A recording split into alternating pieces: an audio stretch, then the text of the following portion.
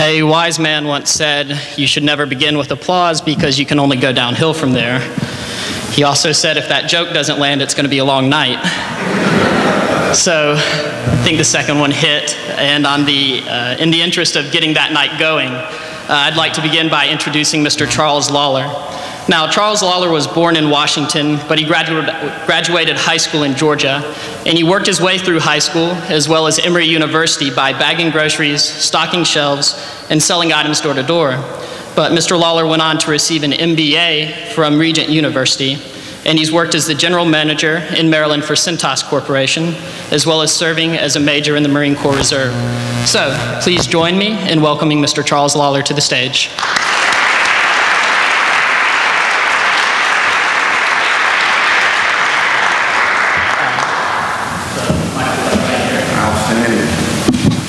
Well, good evening. First of all, I'm honored to be here today, and with the 2 minutes I have, let me first start by saying that what an honor it is to have the present and the future of our state in terms of these university students, these law school students, putting together this type of forum. Very, very important for the direction of our state as well as our nation. And I've said this often, as long as students, young adults, college students, as well as older adults, of course, as well, but as long as our students are leading the way, we have a sure path and foundation going forward. We have to take responsibility for the state as well as the nation that we create. And to that end, it starts right there at the ballot box. It really is that important. And I want to invite every single person in this room down the road to a new way forward for Maryland that I believe will be a better way forward for Maryland. A Maryland where we have less than 2% unemployment. A Maryland where we have no personal income tax after a 5-year period by 2019. You wake up and get to keep more money in your pocket. A social equality Maryland that doesn't find ways and seek ways to disadvantage one group over another, but rather a Maryland where we move forward together. Bold, fresh, new ideas. That's what the Lollar administration wants to stand for. In the ensuing minutes ahead, 15, 20 minutes, whatever we have, I hope to introduce some of these policies to you. Things that I believe that will make Maryland successful with the Lollar administration. And then with my last 2 minutes, I want to make sure that I ask you for your support and ask you for your help. It's going to take a bold step to do that, but that's why I introduced it as such. I am not the status quo.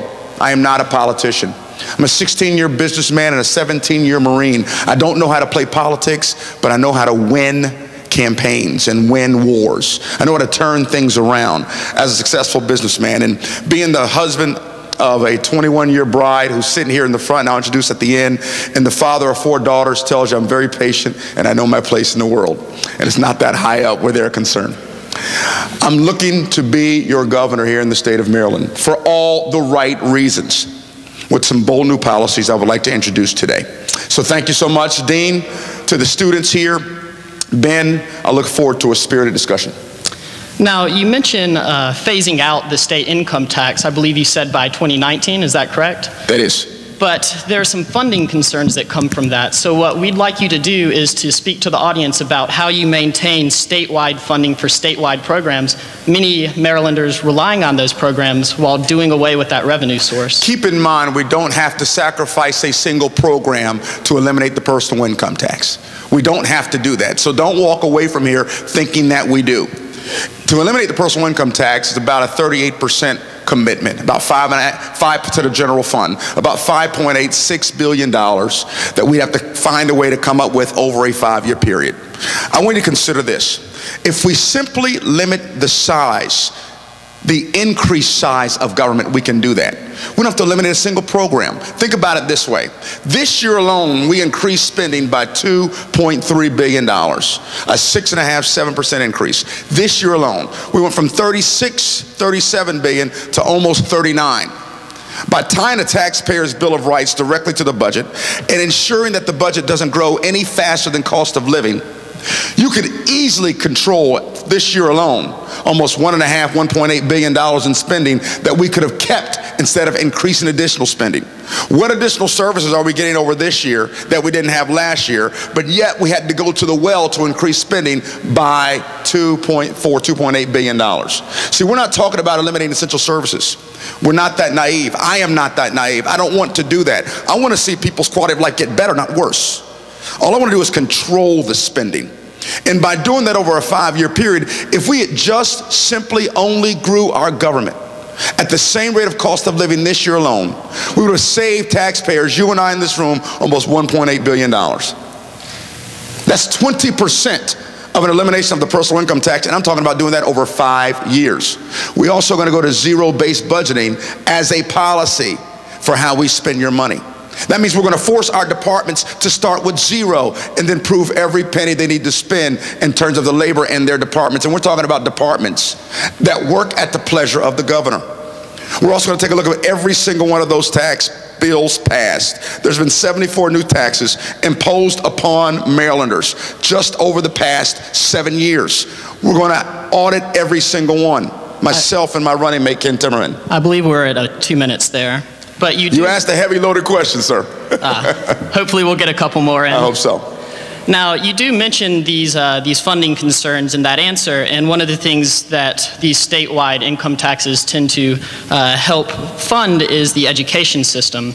Now, on the topic of education, you've expressed an interest in adopting a moratorium on adopting the Common Core in our public schools until we examine exactly how that's going to affect our children's future. Yes. But it is clear that the education system, particularly here in Baltimore City, is failing in a lot of respects. Yes. So if the Common Core is not the answer, what we'd like is for you to present some tangible things that people can really wrap their minds around as to what you see really saving the education system here in the city. Here's a solution to education, at least a part. I'm not naive enough to think I have all the answers. But number one, parents and students should have school choice.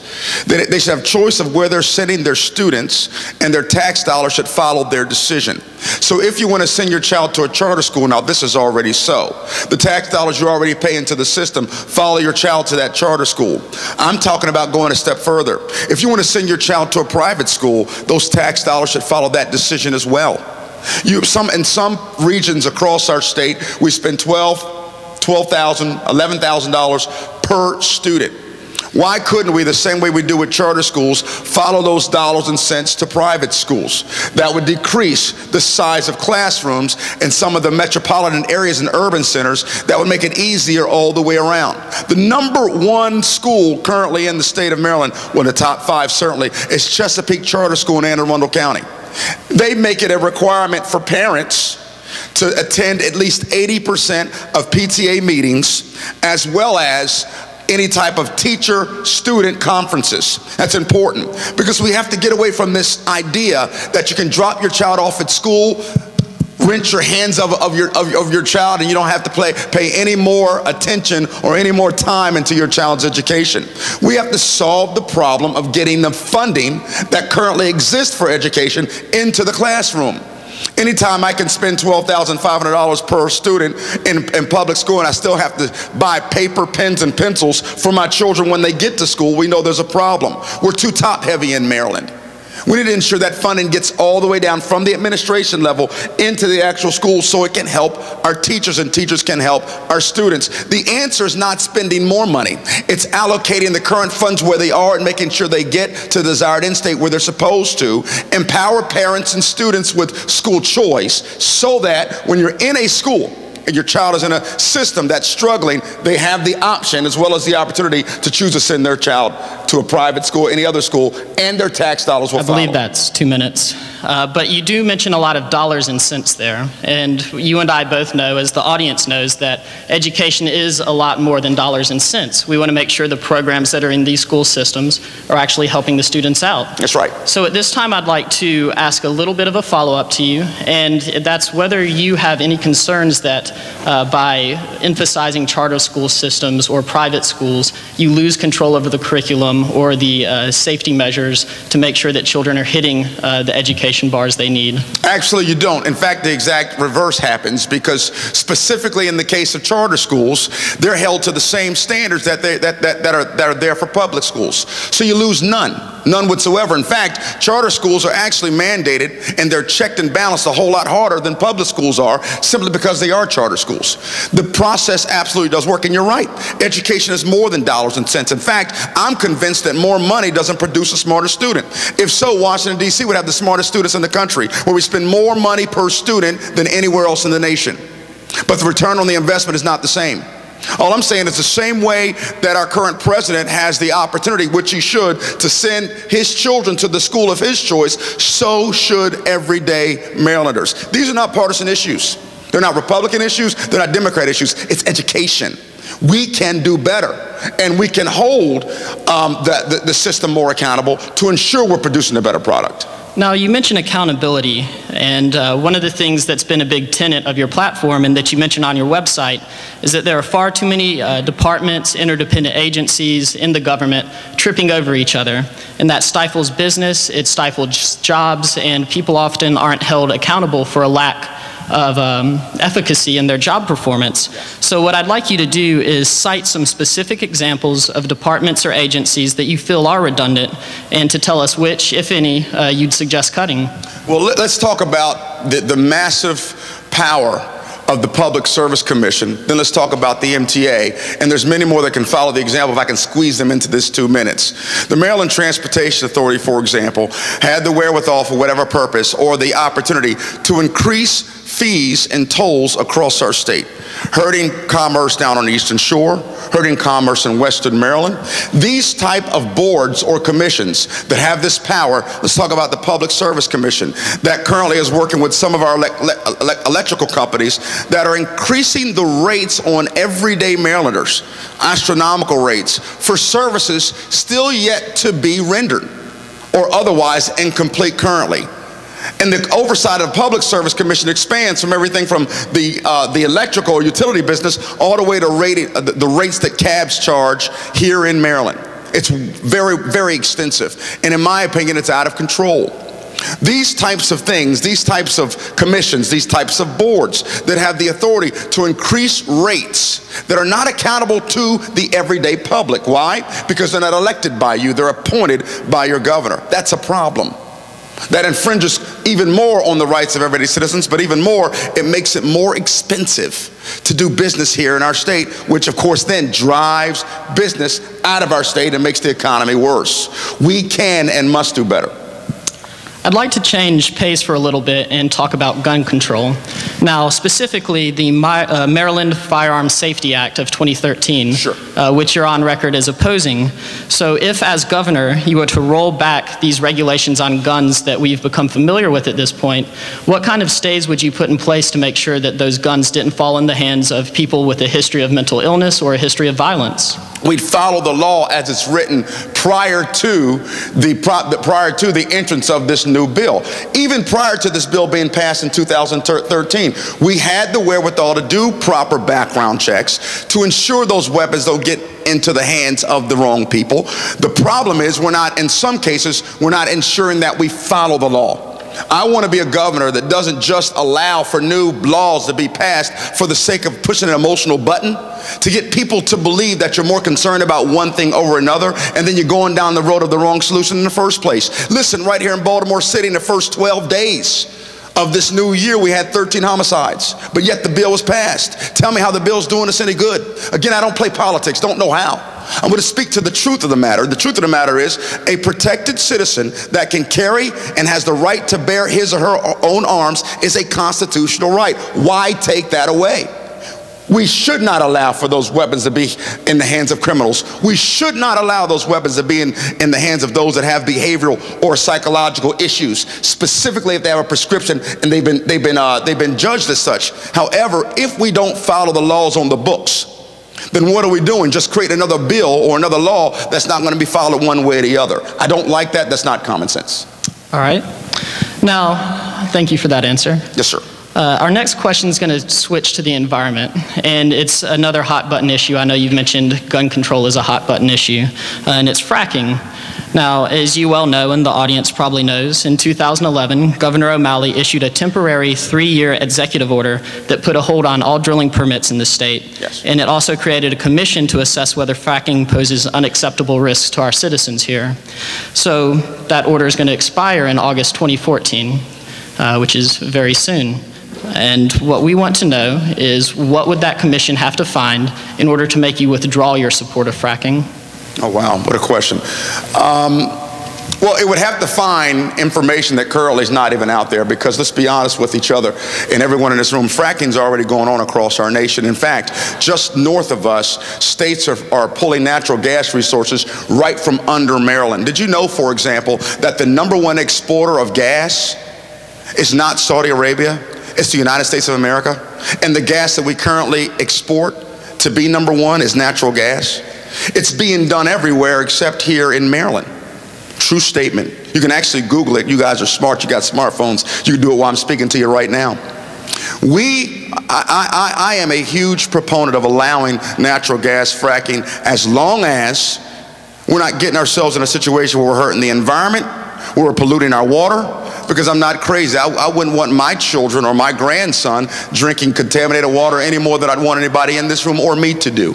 But as long as it's safe, as long as it's proven, this is something we can absolutely do, and we should do. It would turn the economic position in Western Maryland around completely. You'd see unemployment rates drop dramatically. Now, it's not all about dollars and cents. It is about health. It is about the environment. But natural gas and fracking as it stands, as long as we do it the right way, is safe. And it's something that I would want to see happen sooner than later. So just to clarify, if that commission did say that there was a genuine health concern, or there was an environmental concern where the natural gas could conceivably pollute the water and the water systems in these areas, you would withdraw your support? Not only, I'm not going to go as far as to say withdraw support. I wouldn't let it happen until we found a way to ensure it was safe. Okay. Now, another thing that we would like to talk about is the Maryland Health Exchange. Yes. And that's certainly been a big topic of conversation lately here. It makes it very clear that how these programs are vetted has a big impact on their efficacy and implementation. So as governor, what steps would you take to make sure that that program actually is successful? I tell you what, to waste almost $200 million on a system that doesn't even work, I get appalled every time I think about it. Because those are our tax dollars at work in a failed position. And why? Because we're always rushing into hurting Maryland first. And I think it's ironic that we put a 2-year moratorium, or a 2-year hold on fracking, but we rushed right into the Affordable Health Care Act without making sure we had the wherewithal and the technology to keep up with it. And just like that, we wasted $200 million. That's a problem. Nobody's talking about that. If you can't be entrusted to take care of $200 million, well, why in the world would I vote for you to run $39 billion? Huge problem there for me. What I'm most concerned about is making sure that every Marylander that wants affordable health care gets affordable health care, and we find a way to make it affordable, and we can. Some of the solutions that are being tossed around across the aisle, both Republicans, Democrats, Independents, all saying the same thing in Maryland.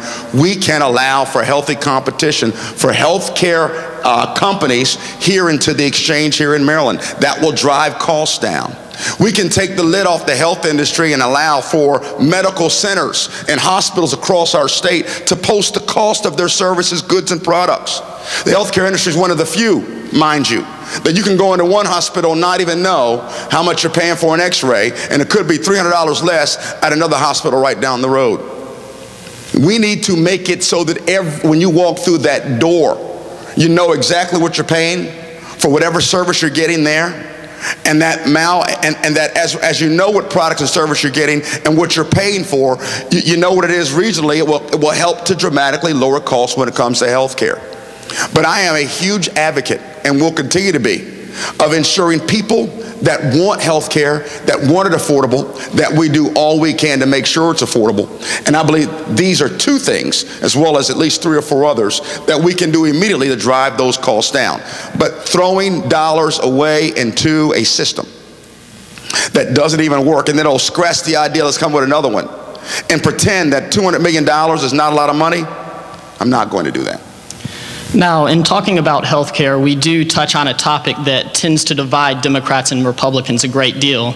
And that being the case, it does bear mentioning that you are a Republican in an overwhelmingly Democratic state. So what we'd like to know is, if you're elected governor, how are you going to use that office to work productively with a very Democratic House and a very Democratic Senate to bring the power that that office has to bear in an effective way for the citizens? First and foremost, I'm a Marylander, I'm a businessman, I'm a Marine officer. I'm a Marylander who cares about the direction of our state. What does that have to do with the question? Everything. I am tired of being identified by my party affiliation first. Everywhere I go, it happens all the time. I was in a parade in Montgomery County where a lady looked at me. It was a Labor Day parade. She rolled her eyes at me. She said, "You're a Republican?" I looked back at her. I said, "Yes, ma'am, I am, but I'm only in the parade to wish you a happy Labor Day." She looked back at me. She said, "You know, Dr. King had a dream, but you're not it."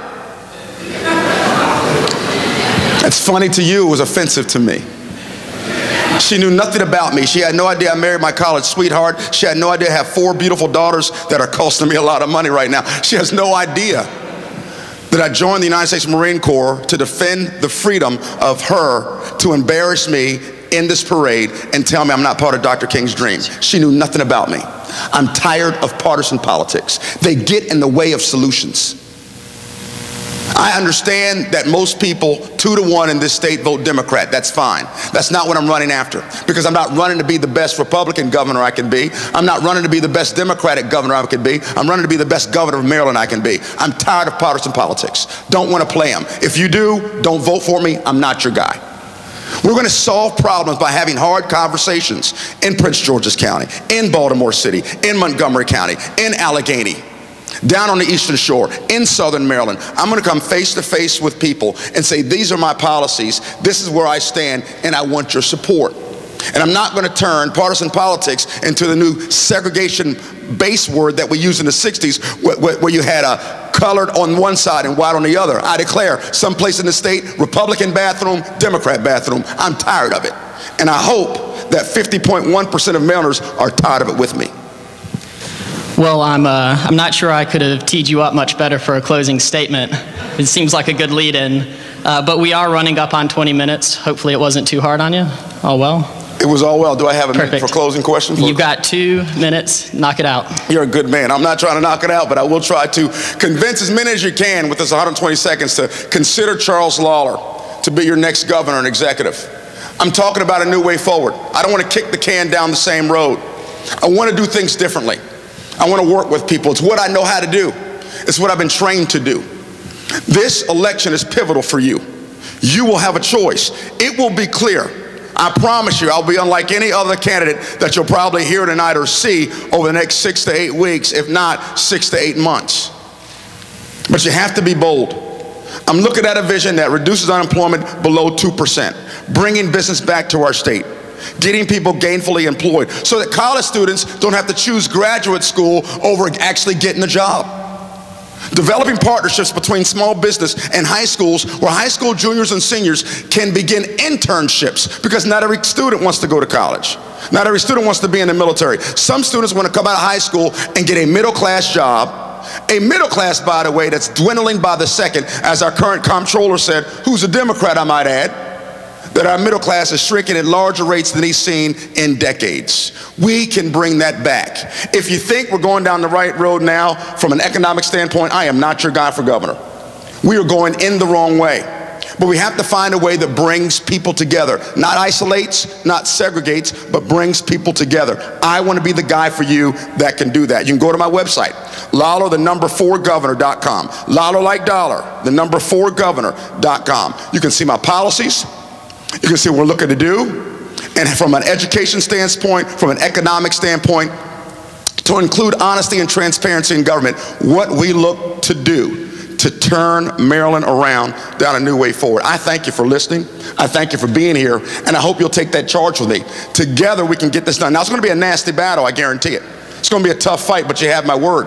I will not blame Democrats. I don't blame Republicans. I don't blame people. I blame failed policies that will do all they can to strip us away of our freedoms. For every dollar you make, 38 cents of it is taxed currently.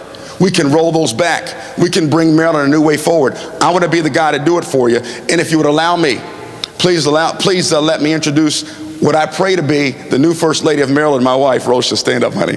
Wave to everyone so let them know I'm not crazy. Listen, God bless you all. Thank you so much for having me. I really appreciate the forum. Dean, thank you so much.